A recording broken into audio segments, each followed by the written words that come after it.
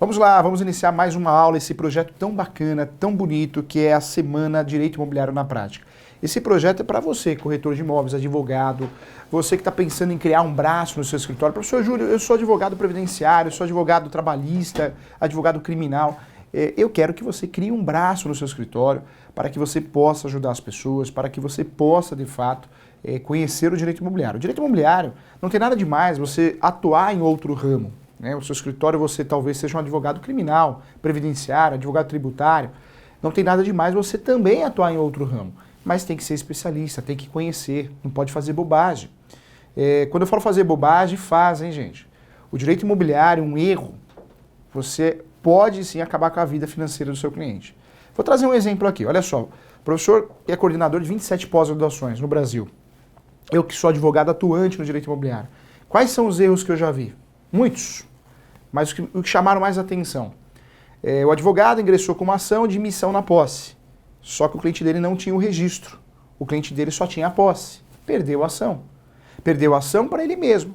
E quando nós perdemos uma ação, no mundo do processo civil, no direito civil, nós temos a sucumbência, né? Então você imagina a situação desse advogado. Ele fez a ação errada, perdeu a ação. Aquele cliente que queria recuperar o imóvel invadido, né? Ou melhor, não invadido, não desocupado, né? Comprou o imóvel no leilão, tinha a carta de adjudicação, a carta de arrematação, não conseguiu registrar e foi feita uma ação e a ação foi errada, né? Porque emissão da posse tem que ter o registro. Ou seja, olha a frustração desse cliente. Além de não recuperar a posse do imóvel pela primeira vez, né? Não ter a posse do imóvel pela primeira vez, também teve que arcar com uma sucumbência que foi mais de 80 mil reais. Mais de 80 mil reais. Olha que prejuízo, hein? Então, gente, o direito imobiliário, nós precisamos ter uma responsabilidade muito grande. As ações aqui, conforme o artigo 292, são baseadas, sim, no valor do imóvel, no valor venal, no valor do negócio. Dificilmente no direito imobiliário nós vamos ter ações cujo valor da causa seja inferior a 100 mil reais, 80 mil reais. Ao contrário, nossas ações aqui são de 400 mil, 1 milhão, 2 milhões, 3 milhões. Né? Quando feita uma ação que corresponde à realidade do brasileiro, o imóvel padrão, no mínimo você sabe, é 150 mil, 120 mil, 200 mil. Então são ações de valores altos. O valor da causa aqui no direito imobiliário é um valor alto. Quando erramos a tese, erramos a ação, vai sobrar sucumbência para o cliente. E isso muitas vezes vai gerar um baita de um prejuízo. Não estou falando aqui que existe causa-ganha. Não, no direito brasileiro não existe causa-ganha. Não existe contratinho, não existe conversinha, não existe. Aqui, no direito brasileiro, toda ação nós temos a chance de ganhar e perder. Quem se envolve numa ação tem que ter ciência disso. Não existe causa-ganha, não tem como ganhar tudo, não dá. Mas tem, sim, como fazer uma análise para diminuir o risco, né? Um risco tem que ter um risco, mas um risco presumido. Então cuidado, tá, gente? Vamos lá, deixa eu bater um papo com você. Quando eu falo de posse, então, é totalmente diferente de propriedade. Propriedade é registro. O seu nome lá no cartório de imóveis. Propriedade. No cartório de imóveis. Escritura pública não é propriedade. Carta de adjudicação, que você ganhou uma ação de adjudicação compulsória, não é propriedade. Rematou o imóvel no leilão. Tem a carta de arrematação. Essa carta de arrematação também não faz a vez do registro. Cuidado, hein, gente? Cuidado. Registro é uma coisa só. É uma situação só. É o seu nome, o meu nome, lá no cartório de imóveis. Eu solicito a certidão de propriedade, a matrícula, né, antes de 76 a transcrição. Eu solicito, olho, falo, opa, meu nome está aqui na matrícula. Legal, você é proprietário, pode comemorar. Quem é proprietário pode comprar o imóvel, né? Pode vender o imóvel com mais facilidade, atingindo o valor de mercado. Pode dar o imóvel em garantia, como uma caução, fiador, com mais facilidade. O fiador é garantia pessoal, não tem nada a ver com o imóvel. Mas só de você mostrar que tem um imóvel, muitas vezes abre portas, né, para aceitação. É isso que eu estou falando, de forma subjetiva, não analítica, né? Ou seja, claro que é muito melhor ter um imóvel no meu nome, no seu nome. Certamente ter um imóvel regular é a melhor situação, é a melhor opção. Mas cuidado. Cuidado porque quando, processualmente falando, fazemos confusão de posse e domínio, nós vamos errar a ação. Vamos errar a ação e vamos atrapalhar a vida do nosso cliente. É uma realidade, né, gente? É uma realidade. Nós temos, de um lado, as ações possessórias, reintegração, manutenção e interdito proibitório. Do outro lado, nós temos as ações petitórias. A nova jurisprudência fala em ações petitórias ou ações possessórias indiretas. Várias ações, reivindicatória, ação de missão na posse, ação de resgate. Se a gente confundir o que é posse com propriedade, vamos errar a ação, nosso cliente vai perder a ação e vai ter que pagar a sucumbência. Olha o prejuízo, olha o prejuízo. Cuidado, ações possessórias, meu cliente tem que ter posse. Quando eu tenho ação de domínio, eu não vou pensar em possessória, porque a ação de domínio é a ação que vai resolver. Para que eu vou pensar em ação possessória se o meu cliente tem tudo? Se ele tem a propriedade, se eu tenho uma ação que eu posso usar, que é a reivindicatória, que o risco de perder essa ação é muito menor. Então, cuidado, tá? Posse é qualquer outra coisa que não seja registro. Quando eu falo de posse, qualquer outra situação que não seja registro é posse, tá? Quando eu falo de posse, eu posso usufruir das ações possessórias. Posso usufruir também das ações de direito de vizinhança, todas elas. Porque eu tenho a posse, quem tem a posse colhe os frutos e recebe os interditos, né, os poderes inerentes à posse.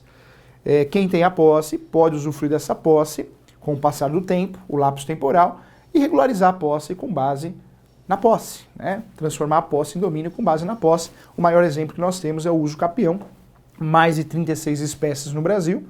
Lembrando que o uso capião nós temos várias espécies doutrinárias e jurisprudenciais. O que nós aprendemos para concurso público, para OB, na graduação é café com leite, hein, gente? Existem mais de 36 espécies, eu ensino isso na minha pós-graduação de forma completa, hein? Nós temos uma pós-graduação, que é a Escola Superior Universitária, www.esoeducacional.com. Inclusive, nós estamos com o valor de 12 parcelas de R$ 79,90. Essa pós-graduação, nós explicamos cada modalidade de uso capião, porque é uma pós que dá para aprofundar o assunto, sempre focado na prática, não é uma pós teórica, não. É para quem atua no mercado imobiliário de verdade. Tem muito corretor de imóveis fazendo, muito advogado, é uma pós de sucesso, hein, gente? Nós explicamos um a um. Quando eu falo de posse, então, o que vale a pena a gente lembrar? Se eu tenho uma carta de adjudicação, o que eu tenho? Posse. Se eu tenho uma carta de arrematação não registrada, posse. Se eu tenho uma escritura pública que eu não registrei, posse. Se eu tenho uma sentença que me deu o direito de entrar no imóvel, posse. Professor, eu tenho um contrato de gaveta, compromisso, promessa, preliminar, facultativo, posse. Posse. Registro não tem meio termo, não tem meio buraco, né, gente? Registro é o seu nome lá no cartório de imóveis. Quando a gente não tem isso, a gente tem posse. Ok? Nós temos posse. Propriedade é uma coisa só. Quando eu falo de posse, a posse é mal estudada, hein? E eu falo isso porque na graduação, sabe o que acontece? Minha opinião, tá, gente? Minha opinião é que o curso de Direito ele é muito ruim. E não venha falar que é só faculdade particular, as mais baratas, mais em contas, não é nada disso não. Para. Vamos acordar. O brasileiro acho que chegou a hora de acordar, né, gente? Chegou a hora de acordar. Chega de pagar por etiqueta. Eu acho que o brasileiro ele vive muito de status, hein, gente? Muito de status. Ele tem uma baita prestação, ele não está aguentando pagar a prestação do carro, mas ele quer ter um carrão para mostrar pro cunhado. Não é isso? Ele está todo endividado, mas está andando com roupa, com relógio que vale R$2.000. E eu não sei porquê, eu não concordo com alguns colegas que falam, o advogado tem que mostrar que tem dinheiro, tem que ter um sedã. Para com isso. Se pegar São Paulo, por exemplo, você anda de metrô. O professor faz várias reuniões de metrô, de Uber, táxi. Ninguém vê meu carro. A verdade é uma só, é uma bobagem, gente. Eu não sei, eu não compartilho disso. Eu acho que você viver de querer impressionar os outros, não. O que é bom, né, é perceptível. O cliente está conversando com você, vê que você não entende do que você está falando, do que você está vendendo, ele vai procurar outro. Não é o carro, não é a roupa. É claro, não estou falando de se vestir mal, né? Sujo, não é isso. Nós temos que ter uma postura profissional. Né? O advogado tem que estar de terno. O médico tem que estar de branco. Isso aí não tem jeito, né? Não é conservador, é uma realidade. Bem vestido, bem alinhado. Mas você não precisa aparecer, mostrar uma coisa que você não é. Bobagem, hein? Depois tem uns cursos bobos aí. Olha, advogado, você quer ter sucesso? Você quer ter sucesso, você vai ter que comprar um carro importado para mostrar para o seu cliente. É uns cursos bobos e o povo faz, né, gente? Faz e acredita, né? É engraçado que quem faz um curso desse, ele não é rico. Ele não é rico e quer ensinar os outros a ficar rico. É isso que eu acho engraçado, né? Se ele fosse rico, ele não dava aula de noite, concorda? Não dava aula de noite. É lógico. Eu não trabalhava na advocacia 24 horas. Para com isso, gente. Vamos ser sinceros, vamos ver uma sociedade mais humilde, principalmente na corretagem de imóveis, na advocacia. Para com isso. Né? O sucesso não é para mostrar, o sucesso tem que ser interior. O que é sucesso? Você fala, opa, eu comprei o carro que eu quero. Ninguém está sabendo. O professor tem um exemplo, um carro que eu gosto e eu não fico andando com ele, fica guardadinho, eu ando com outro carro, porque é até mais econômico.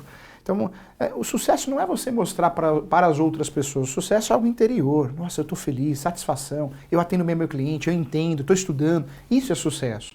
O sucesso quando você quer mostrar para as pessoas o que você não é, isso não é sucesso. Pelo contrário, isso é depressivo, hein, gente? Pelo amor de Deus. Cada conversa hoje em dia... Vamos lá, volta para cá, olha só. Posse. Posse é sui generis. Professor, o que é sui generis? Sui generis é uma situação onde não tem definição. No Brasil, a posse é considerada sui generis. Professor, mas a posse é direito das coisas. Não é não, tá? A primeira confusão que é feita, quem não é da área, quem não é especialista na área, é achar que posse é direito das coisas. Por quê? Porque ela está no lugar errado. A posse aparece no Código Civil lá dentro do direito das coisas. Tá aqui, ó. Aqui, ó. Aparece assim, ó. Direito das coisas. Artigo 1196. Considera-se possuidor todo aquele que tem, de fato, o exercício pleno ou não de algum dos poderes inerentes à propriedade. Está aqui. 1196. A posse. Olha que engraçado. O título, direito das coisas. Então a posse aparece, o estudo da posse logo após. Então muita gente, lá na graduação, acha que posse é direito das coisas. E não é. Nunca foi. Quando chega aqui na prática, toma um choque de realidade, né? Porque vai na prática você tratar a posse como direito das coisas para você ver o que acontece. Você vai se dar muito mal. Porque o judiciário muitas vezes faz confusão, os operadores do direito fazem essa confusão. Se você também fizer a confusão, acabou. Você nunca vai conseguir ajudar seu cliente em várias situações, nas ações processórias, ações de direito de vizinhança, ações de uso capião, porque você mesmo não conhece o conceito da posse, não sabe os poderes inerentes à posse. Cuidado, posse não é direito das coisas. Mas está aqui, professor, eu não sou louco. Está aqui no 1196. Calma. A posse é estudada no direito das coisas. Ela está aqui, ó. Ela tinha que estar em algum lugar. Mas não é direito das coisas. Mas, nossa, que absurdo, o código é ruim, o código não é didático, porque já começa direito das coisas, posse. Infelizmente é assim. Não é a única legislação que tem falha no Brasil. Outras também. Várias outras legislações têm falha. Quer ver o Código Penal? O Código Penal só tem um crime que fala da posse, esbulho possessório. E o que tem de invasão de imóveis, propriedades todo dia, só temos um crime, esbulho possessório. Ou seja, também é uma omissão do Código. A legislação ela tem vários defeitos, né? As omissões e as confusões. Aqui no caso é confusão. Tá? Então fique atento. Posse não é direito das coisas. Posse é sui generis. Na graduação, eu falo que todo mundo é enganado. Eu, você, todo mundo. Pegam o professor de Direito Civil e obrigam esse professor de Direito Civil a dar aula de constitucional. Pegam de constitucional, obrigam ele a dar aula de ética. Né? Por quê? Porque o professor precisa receber o salário, né? O aluno não vai perceber graduação. Ou seja, por isso a qualidade do curso de Direito no Brasil cada vez pior. E eu falo sim das grandes faculdades, aquelas que você paga cara, etiqueta. Essas são as piores, hein, gente? Não é só as menores, não. Muitas vezes a menorzinha lá tem uma conexão mais adequada que propriamente uma faculdade grande. Mas o brasileiro gosta de pagar etiqueta, né? Tudo aqui é divisão de padrão, não é isso? Não quero ser Itaú, eu quero ser Itaú Personalité, não é isso? O brasileiro gosta disso. A sociedade, o capitalismo, né, gente? Vamos juntos aqui, olha só. Quando eu falo sui generis, tem até um enunciado que eu queria manifestar aqui com você. Olha só, nós temos o enunciado 236 da Jornada de Direito Civil. O que diz o enunciado 236, tá?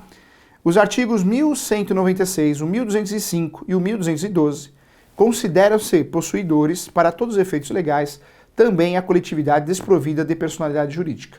Então olha que legal, esse enunciado da Jornada de Direito Civil, enunciado é uma conclusão, é um parecer. Para nós que atuamos no direito imobiliário, esses pareceres da Jornada de Direito Civil são importantíssimos, são pareceres importantes.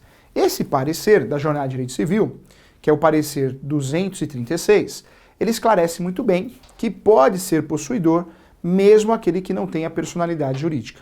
Isso é bom saber, né, gente? Nós temos aí diversas situações que é desprovido de pessoas jurídicas, né? A gente fala pessoas jurídicas, mas que se equiparam, que não tem personalidade jurídica. Então, também pode fazer ação de escapião, também pode usar ação possessória, está muito bem resolvido aqui nesse enunciado. Enunciado é algo bacana para a gente usar, porque é um parecer que tem, sim, efeito prático, tá? Segundo enunciado que a gente não pode deixar de falar, que você tem que colocar na sua petição, hein, gente? Quem faz ação de escapião tem que saber desse enunciado. Quem faz ação possessória, reintegração, manutenção, interdito proibitório, tem que saber desse enunciado aqui. Então vamos lá, olha só. Outro enunciado, anota aí também. Você anotou o 236, agora anota o 492. Enunciado 492, hein? Também da Jornada de Direito Civil. Olha o que diz esse enunciado 492. Muito importante, tem que saber disso, ó. A posse constitui direito autônomo em relação à propriedade e deve expressar o aproveitamento dos bens para o alcance de interesses existenciais, econômicos e sociais merecedores da tutela. Então, na minha opinião, toda ação que envolva posse, você tem que mencionar esse enunciado aqui.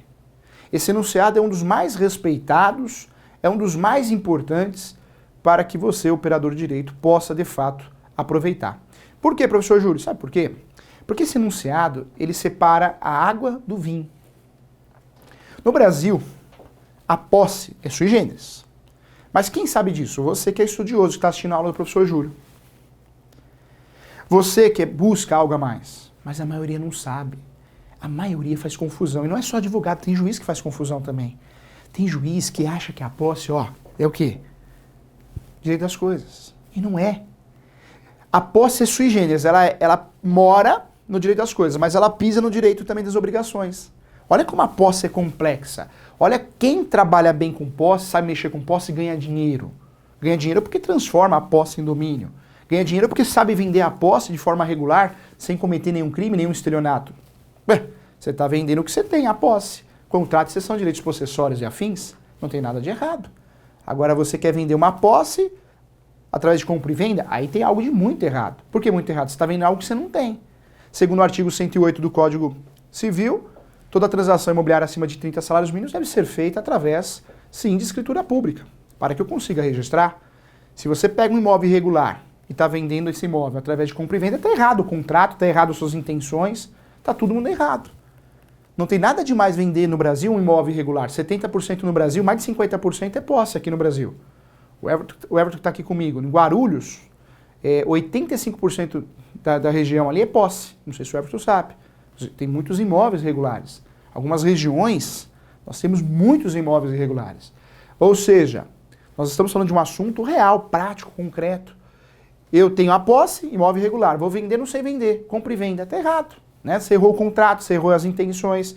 Não tem nada de errado vender posse, mas tem que ser o contrato certo. Qual que é o contrato certo para vender um imóvel irregular no Brasil? Cessão de direitos possessórios e afins. Esse é o contrato correto quando eu estou vendendo o que eu tenho, a posse. Então cuidado, tá, gente? Olha só, esse enunciado ele é muito importante, ele separa de fato, ele separa a confusão que é feita por muitos. Não pode um juiz, quando vai julgar um magistrado, fazer confusão com propriedade, porque é uma outra linha de raciocínio. Posse é posse, situação fática, ou seja, posse direta, posse indireta, posse alternada, que eu defendo no meu livro, Direito Imobiliário de AZ. O que é a posse alternada? Eu frequento, eu uso o imóvel a cada 6 meses. Né? Normalmente é a casa de praia, é a chácara, é o sítio. Então nós temos essa situação. Então a posse tem muitas classificações e também classificações novas. Né? Posse velha, posse nova, mais de 1 ano em dia, posse velha, menos de 1 ano em dia, posse nova. Posse indireta, posse direta, indireta, muitas classificações, café com leite, mas tem as classificações novas, alternada que eu falei aqui.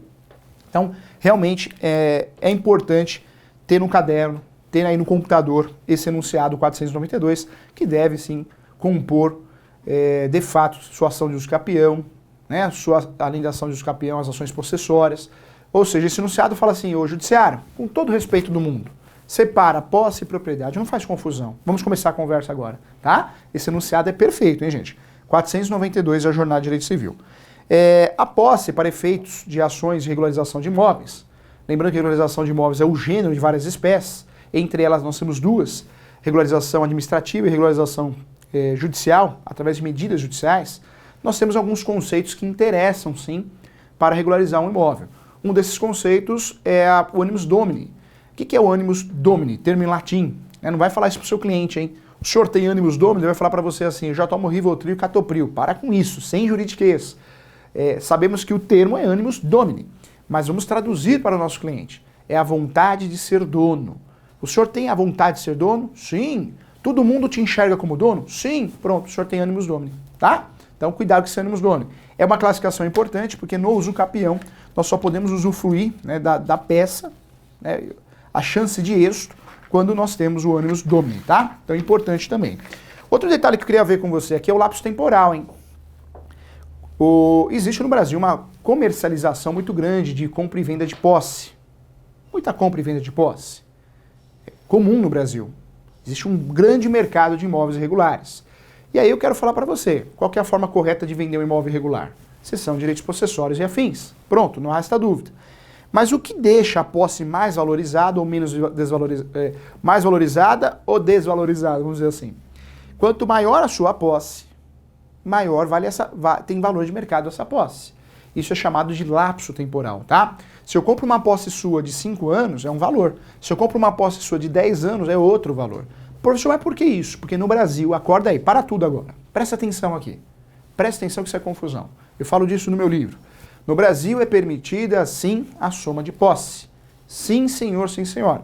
Professor, mas eu não acho que não. Não tem acho que não. Nós temos 36 espécies de usucapião. Em pelo menos 4 espécies nós podemos, sim, usufruir da soma de posse, tá? Então, se eu compro uma posse sua, quanto maior, passo isso para o contrato, eu posso usufruir através de uma ação de usucapião e outras medidas também, tá bom? Então, importante também. Antes de entrar nessa classificação de soma de posse, nós temos uma classificação importante, que é a posse pública. A posse pública é aquela que todo mundo tem conhecimento, tá? Outra posse que é importante é a justa e pacífica. O que é a posse pacífica? Mansa e pacífica? É aquela que ninguém questionou. É uma posse importante para efeitos de usucapião e outras ações também. Vamos lá, deixa eu falar com você aqui, ó. Tá aqui, ó, soma de posse, tá? Professor, eu não sabia dessa soma de posse, então vai saber. Olha só, aparece lá no artigo 1243, anota aí. O possuidor pode, para o fim de contar o tempo exigido pelos artigos antecedentes, acrescentar à sua posse a dos seus antecedentes, 1207, contando que todos sejam contínuas pacíficas e nos casos do 1242, com justo título e boa-fé. Ou seja, eu com um contrato de gaveta bem feito, justo título de boa-fé, contrato de gaveta bem feito, ele é justo título. Eu consigo pegar a sua posse e usufruir dela na minha ação de usucapião. Eu ganho tempo com isso, tá? Eu ganho muito tempo com isso. Tem até um termo que é o accessio possessione, ok? Accessio possessione é a soma da posse. É claro, eu preciso desenvolver muito bem a posse de quem eu comprei. Desenvolver, provar, né? Mas é importante você saber disso. E nós vamos discutir isso também na nossa pós-graduação, na plataforma ESO, hein? Plataforma ESO, www.esoeducacional.com, que é a pós-graduação em Direito, Transações e Negócios Imobiliários, focada não só no direito, mas no mercado imobiliário, que custa 12 parcelas R$ 79,90. Vamos lá, olha só. Outro detalhe importante também, que nós vamos ver na nossa pós, é a súmula 237. O que é a súmula 237 do STF, Supremo Tribunal Federal? O usucapião pode ser utilizado em matéria de defesa. Quando você, o seu cliente, tem a posse e já fez a distribuição da ação de usucapião, caso o seu cliente precise fazer o embargo de terceiros, uma ação de reintegração de posse, manutenção, interdito proibitório, uma ação possessória, de fato, ele vai conseguir sim, com essa ação, o aproveitamento do usucapião.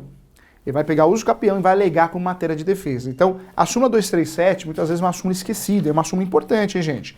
Quem tem a posse e uma ação distribuída de usucapião poderá usar, sim, a ação de usucapião em matéria de defesa, tá? Então, vale a pena lembrar. Outra situação que eu queria tratar com você a respeito de posse é o artigo 1198.